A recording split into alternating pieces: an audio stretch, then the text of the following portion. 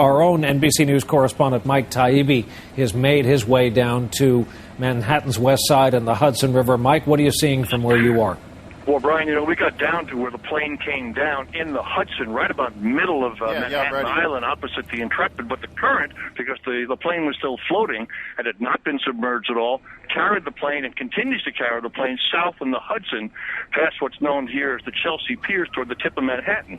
Now, it's still about 5 miles across the Hudson over here, but the plane is still heading down south. We're seeing a number of helicopters following the route of that plane, and we're doing the same thing so we can throw up an antenna on our live truck and get on live as soon as we can. I'm looking out on the river now. I see police boats also following the probable route of this aircraft as it continues to float. And as you pointed out before, this landed and did not degrade to the point where water swamped the fuselage itself and sunk it.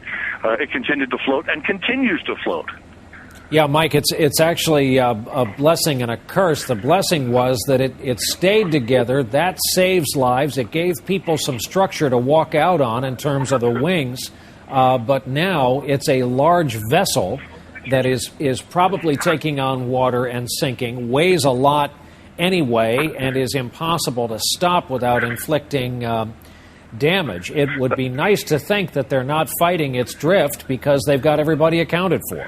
I would think so. And, Brian, I'm a sailor, and I know that in these kinds of waters, in frigid temperature, the body without protection could only last about 5 minutes before fatal hypothermia kicks in. I mean, that's really a concern, obviously, for rescue workers. Now, they came alongside right away, as we all saw from that first shot that was thrown up, with inflatable rescue boats and police boats, and it's right near the New York Waterways dock where all those boats are there. So there was plenty of help on the scene before the plane began to take on water, if in fact it did take on water, and that forward port hatch was open.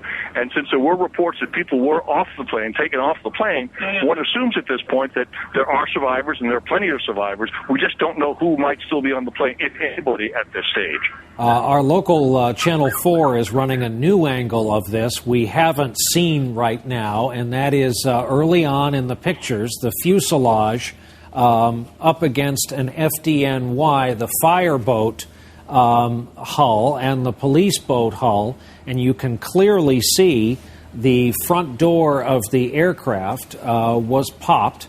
And again, the aircraft has stayed up in the water without sinking. The whole flotilla going slowly southbound down the river. If you're familiar with New York, that starts, there it is, there's the picture I was talking about, starts at the GW Bridge to the north and goes south. Some of this is videotape that was taken from the first camera crews to respond, but look at that motion.